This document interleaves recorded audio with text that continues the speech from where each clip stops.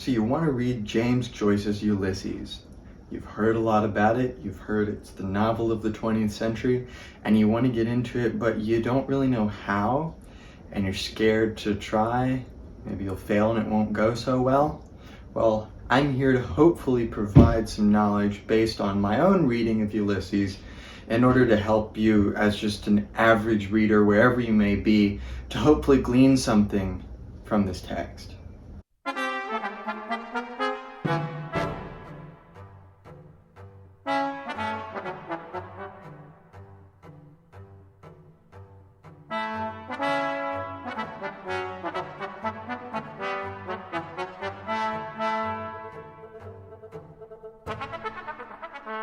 Now, the first thing I want to say is that Ulysses is understandable. I was watching another video similar to the one you're watching here, and the person said, on your first reading, you probably won't understand 80% of the book. I highly disagree with that. That is going to happen if you try to speed read this book. It's not a speed reading book, and it's not a typical novel in that regard. It's not light reading necessarily. A lot of the subject matter is very light and frivolous, and you've got lots of comedy in here that's kind of a staple of Joyce's style and the Irish style in general. But it is going to reward you taking the time to slow down. If you're a speed reader typically, learn to slow your pace a little bit. Learn to put in the attention to detail necessary for a Joycean novel. If you know anything about, for example, Finnegan's Wake, the novel that he wrote after Ulysses, took him 17 years to write, right up until the time that he died. He got it published just before he died, but didn't really get to see the rewards of it too much as a complete novel. It had existed in serial form, but not in its completion. And Joyce put so much detail. I mean, it took him 17 years to write. Of course, there was a lot of detail. He's very Wagnerian in that regard. If you know anything about Wagner, Wagner had this idea of the Gesamtkunstwerk, of the grand artwork that was going to combine poetry and classical music and opera and all this stuff and put it together. And it took him a really, really, really long time to put, for example, the Ring Cycle. And Joyce is the same way. He puts a lot of attention to detail in his novels. And there is no mincing of words with Joyce. There's no throwaway stuff.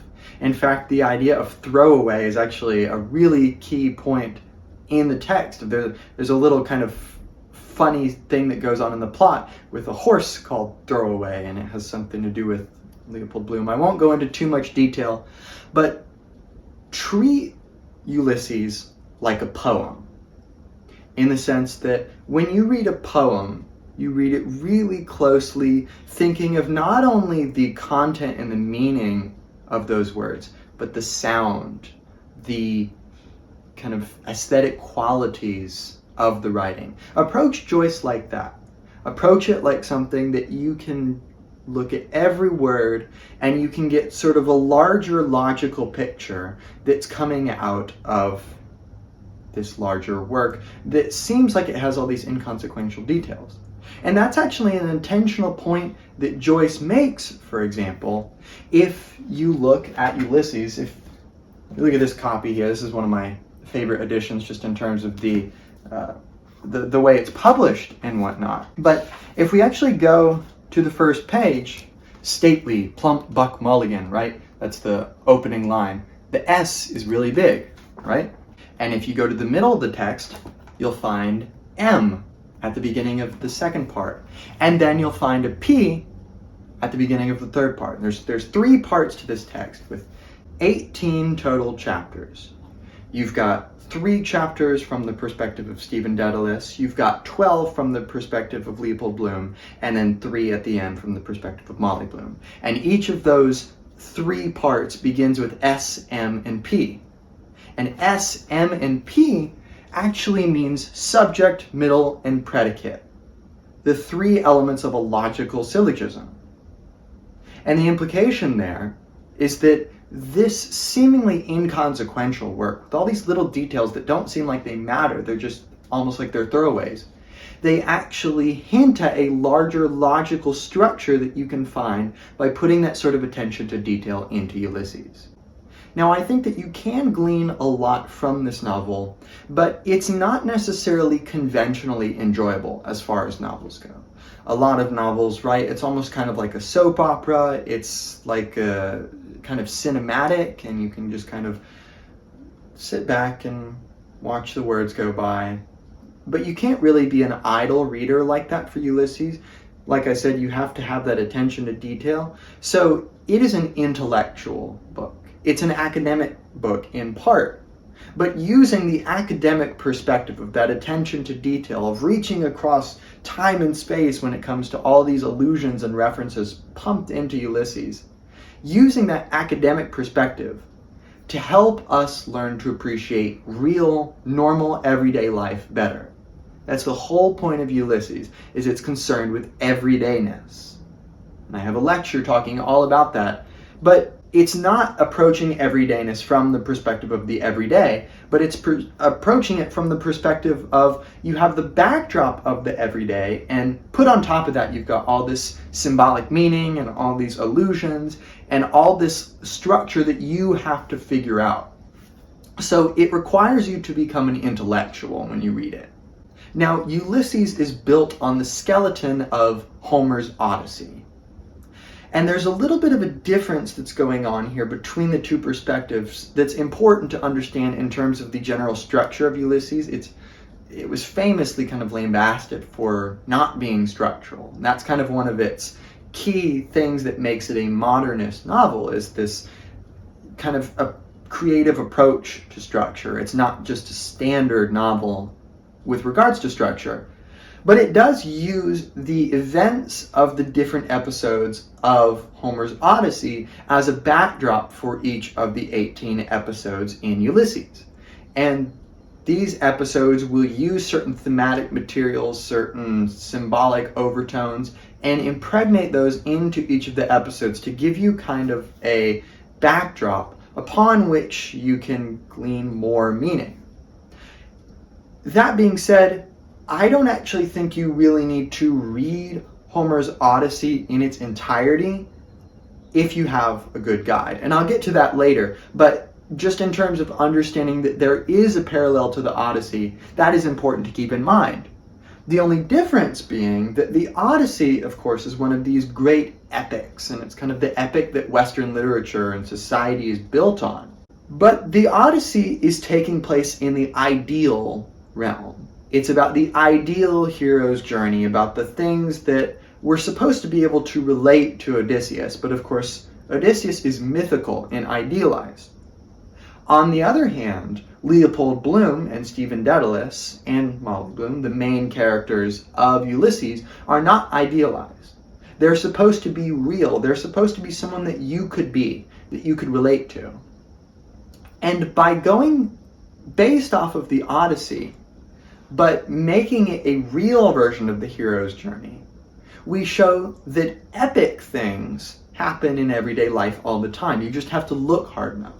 And that's one of these mind changes that happens when you read Ulysses that's so exciting, because it makes you look at the waves different. Especially after I've started reading Ulysses, it's helped me appreciate water more. It's also made me appreciate birth and death more, which is really interesting. So by understanding the relationship to the Odyssey, understanding that there's sort of an epic skeleton, but with real life stuff filling in the innards, you'll get a better impression of what Ulysses is trying to do. Now, considering that Ulysses is an academic work, it is like any academic work, but especially for Ulysses, it's going to reward the extent to which you are well read. There are plenty of allusions that happen in Ulysses, and hence all these guides that come out to try to help with allusions and whatnot. And again, I'll talk about that in a second. But considering that all those allusions are in there, you're only going to get them if you get them, if you've read the stuff or you're at least partially familiar. And the great thing is we have so much information at our hands to help understand those allusions. But nevertheless, it's very difficult to be very well read, right? And there's plenty of stuff in Ulysses that I understand and plenty of it that I don't, insofar as I have read or haven't read the material. For example, the third part, Proteus, is all about ontology, all about perception. It's very philosophical, and philosophy is what I do on this channel. So naturally, Proteus made more sense to me than it may have made to someone who isn't steeped in philosophical education of some kind. On the other hand, episode 9, Scylla and Charybdis, is all about Shakespeare, all about these theories of Shakespeare that Stephen Dedalus does. I don't know hardly anything about Shakespeare. I've read a bit of Shakespeare, but haven't read enough to really be able to glean what I could from that episode. And that's okay. I have on my bucket list to read more Shakespeare, to become very well versed in, they're talking about the relationship of Shakespeare's life to his plays. Can you see Shakespeare, in his plays? Can you kind of figure out how his life relates to that? There's the famous, is Shakespeare gay or not? All this stuff. I simply am not well read enough to understand that, the extent to which someone who is a Shakespearean would. And that's okay. You just need to know going into it that you can have help from guides and things like that. But when it comes to the fundamental level of really understanding, it requires you actually doing the work and reading these other texts. Now, one of the things that will help you appreciate Ulysses is pick out your favorite episodes as you go. Figure out, why do you like them so much? What is it that's appealing about it that it's trying to tell you? This is kind of basic reading comprehension stuff for how do you compartmentalize a text and help kind of be able to make a synopsis of it when you're finished and whatnot. But just be aware of the kind of stuff you like in Ulysses, because not everything is going to be your cup of tea. For example, as I said, I really like the third episode, Proteus. I also quite liked episode 4, The Lotus Eaters. It's got this kind of dirging aspect, just like when you eat the lotus flowers and it kind of dulls your senses. It's kind of got that mood throughout it. I also really liked episode 8, The Laestrygonians. One of the literary devices that is being used there is peristaltic, and I'll explain what that is in a second, but it has this digestive feeling to it because it's all about food, and that's the Homeric Parallel there, so I found that really interesting. I also really liked episode 13, which was Cyclops, and episode 14, which was Oxen of the Sun. 14 is very difficult for me, but I ended up quite enjoying the fact that it was difficult, but I don't know if those are interesting in terms of being like, oh, I can look forward to when I get to these episodes. But also, when you get to an episode that you really don't like because it doesn't make any sense, persevere. It requires that you persevere through Ulysses if you want to be able to finish it. I know that's kind of commonsensical, but you'll get to points where you're like, man, I'm just not understanding. Go on, slowly, reread, go on again. Something like that is a good kind of way to keep you on track. And then in terms of getting at what makes Ulysses so special, keep in mind the literary devices that Joyce is doing. For example, I talked about that peristaltic technique. And that's an important element of each of these episodes, is that there tends to be various colors that are thematically relevant to each episode. Each episode will have kind of a different color associated with it, a different bodily organ. So for example, the Laestrygonians, because it's about food, the stomach is the organ of concern. And the actual literary device being used there is peristalsis, which is the motions that the stomach makes when it's trying to grind food and then make food go through your digestive tract. It does peristalsis. So that is the actual literary device that Joyce uses in the Laestrygonians episode, which is really interesting. And it helps you appreciate the attention to detail of Joyce and makes it really exciting. And you just need to be aware that Ulysses is an experimental text. It's supposed to be like that. And that experimental nature will make it quite difficult to understand sometimes. For example, the last 3 pages of the 14th episode, Oxen of the Sun, Ulysses has been basically going through the history of the English language from very early translations of Latin and like Tacitus and stuff like that, and then going all the way up and ending with like the dialects of Dublin and Scotland and like Cockney and all this different stuff, even doing like African American vernacular English kind of stuff. And when you get to that part, Joyce has gone through the history of the English language up to the very limits of the English language in the present moment, with all this slang that's very difficult to understand. And it's supposed to be difficult. That's the point of the experimental style, is it's almost sort of a mockery, for example, of Irish revivalists that wanted to revive the Irish language. They want to bring back Irish as a sort of like, this is what makes Ireland Ireland. And Joyce is kind of poking fun of that, like, these people want to go back into the past and resurrect something from the past at the expense of the present. That's kind of a recurring theme throughout Ulysses. But that experimental style will occasionally be intentionally dense and intentionally opaque. And as a reader, it's your job to be honest of, when am I just not well read enough to understand this? And when is it supposed to be terse and opaque and impossible for me to understand? And impossible is a bit of an extreme statement. It's not impossible, but it's supposed to require more work at certain points. And the extent to which you work at the text is indicative of Joyce's actual messaging he's trying to say about the text. Now, considering what I said about the Irish revivalist movement, for example, and how he's kind of trying to commentate on this movement, brings me to the point that Ulysses doesn't exist in a vacuum. No text does, but especially Ulysses does not exist in a vacuum. It is culturally relevant. It was supposed to be culturally relevant at the time. It's still culturally relevant today. There's still issues, for example, of Irish republicanism versus kind of Irish loyalism, creating difficulties between the Republic of Ireland and Northern Ireland, which is part of Britain and kind of under British influence significantly. So you must recognize that Ulysses is trying to make active commentary on the human condition, as well as on current, at least at his time, political matters, social matters, and that is going to give the text the liveliness it needs. It's supposed to be modern like that. That's why it's a modernist novel, because it's not trying to be steeped in these past forms. When it does take advantage of past forms, when it goes back into kind of like mimicking Chaucer, for example, a very early, kind of the father of English literature, it does it almost to caricature him.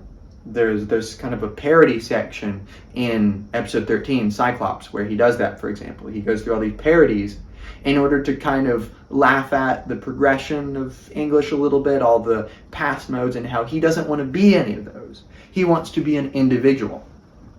And that goes into all the characters in Ulysses too. That's what makes them so exciting, is that they are thoroughly individuals. They're kind of replicas of Homeric characters in a sense, but with all the idealized stuff taken out, and just uses that skeleton and once again fills it with the innards of real life. Now you may be asking, what edition of Ulysses should you get? You should get the Gabler edition. There's all sorts of other editions you can get, but the Gabler edition is the corrected text.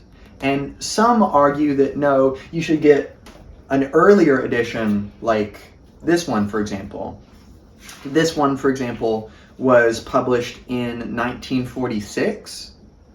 This is the Random House edition. This is kind of a common one and was floating around for a while.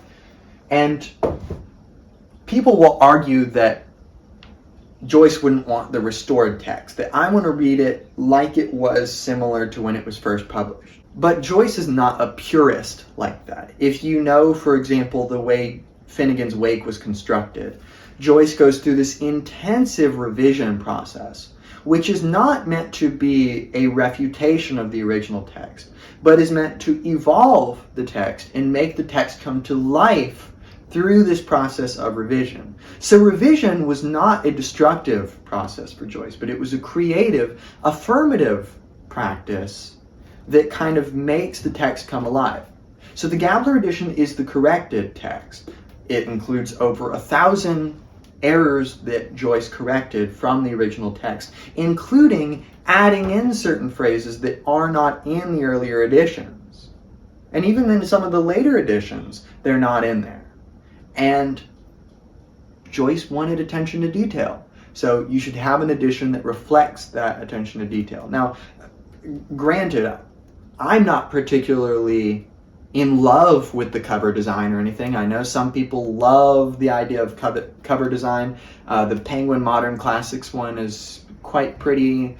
I like the cover design of that one rather well. It's quite cool.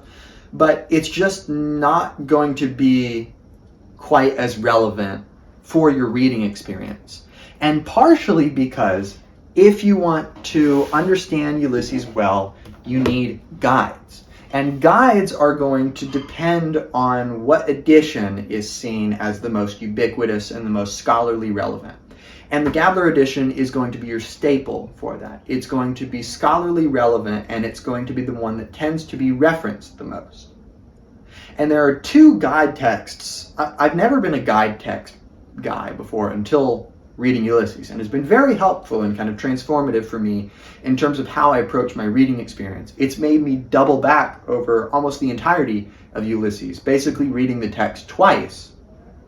And you might think that's extra, but it's actually quite important. So there are two guides I think you need. You have the Donald Gifford Ulysses Annotated. This is chock full of line-by-line commentary of every single allusion in the text. At the beginning of each chapter, it's going to give you something that I really like, is it gives you a map of Dublin, and it gives you a relevant map of a part of Dublin. At the very beginning of the text, you have just the whole map, which is very nice. It's very location specific, this whole text. It's important that you pay attention to detail like that, especially in the Hades chapter, for example. The rivers turn into the rivers in Hades. So knowing where those rivers are at and where they're kind of going is really important for that, for example. But it's going to give you a location specific map that's relative to that episode to help you stay on track. It's going to give you a summary of the Homeric parallels. It's going to give you a summary of like those organs and those colors I was talking about and the overarching style, and as well as some reference to other scholarship that's really helpful.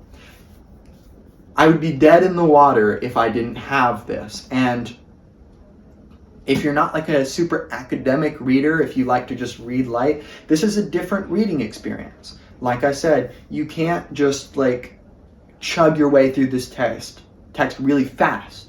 You have to go slow and be deliberate, and sometimes you need to know when not to use the guides. Having them and using them is as good as knowing when to have it and not use it, because you'll get bogged down sometimes. It's important to rely on your own, being able to use context clues and being able to figure out what a slang term probably means. So this is a really good text to have. And then the other one is the Bloomsday book. This is loaned to me by my professor. I would also be dead in the water without it. It provides a line-by-line, paragraph-by-paragraph, kind of depends on what's going on and how dense it is, summary of the plot and some of the main symbolic points of the text. It's by Harry Blumiras, not sure how you say it.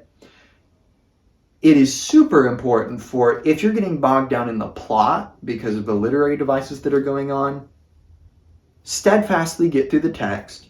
And then what I did is I read the summary of the episode that I had just read from the Bloomsday book, and then I went back and I looked through all the allusions in the Bloomsday book. You can see I've got it annotated rather thoroughly, because if you're going to read this text, you can't just read it once. Now, you can read it once and put it down for 10 years and then come back and read it. But ideally, you'd like to know what you thought when you read it. That's why it's important to annotate. It's something that's a regular part of my reading experience. And it should be part of yours if you're not doing it, especially for Ulysses. But go through and read all the allusions. Try not to skip things. Sometimes you get bored and you okay, I just need to skip things. But like, for example, something that's important to know just in general before reading Ulysses is some Irish history. Things about the famine, for example. Things about like Parnell and the Republican movement. British colonialism in Ireland. Know things like that because it's really important and it serves as one of the main political and cultural backgrounds for the text. But with these guides, you'll be able to better understand Ulysses, all the stuff that's going on in it. It'll help you stay grounded and it'll help give you a sense of security. And then the final thing that you must know is take advantage of the internet. There is stuff all over the internet that is going to help you understand Ulysses, whether this is journal articles, whether this is kind of like newspapery kind of articles, whether this is YouTube videos. I have a public playlist. I have my James Joyce playlist, which has my lectures on it, on Joyce. But then I also have a Ulysses references material playlist, which is going to give you all of the material that I think is going to be helpful based on my experience. So this is different lectures by professionals. This is an audiobook that I really like, which is helpful for audiating some of the Dubliner accent. And it's helpful to also learn the Dubliner accent, or at least some form of Irish accent as you're reading the book in order to help audiate, because some of the text depends on that. But, you know, you can reference that playlist and it might help you make sense of the text and get other people's opinions. Some of the stuff that I said in this video was not of my own, so thank you to all the stuff that's in that playlist. That's where I got some of it from, if you see me repeating stuff that other people have said. That being said, I hope this is helpful. Leave any questions in the comments that you might have, and hopefully I can help. Check out any of my other lectures that I've done on postmodern philosophy, German idealism, gender theory, other literature. Become a channel member for $5 a month and gain access to, among other things, a private philosophy Zoom, which you can tailor to your needs. Maybe you need help with some kind of reading or talking about some philosophy problem. Make it whatever you will. I also have super thanks if you just want to give me some money for some reason. I don't know, if you want to help my literary endeavors, because these books are not cheap. That's it for this lecture, and I'll see you in another one.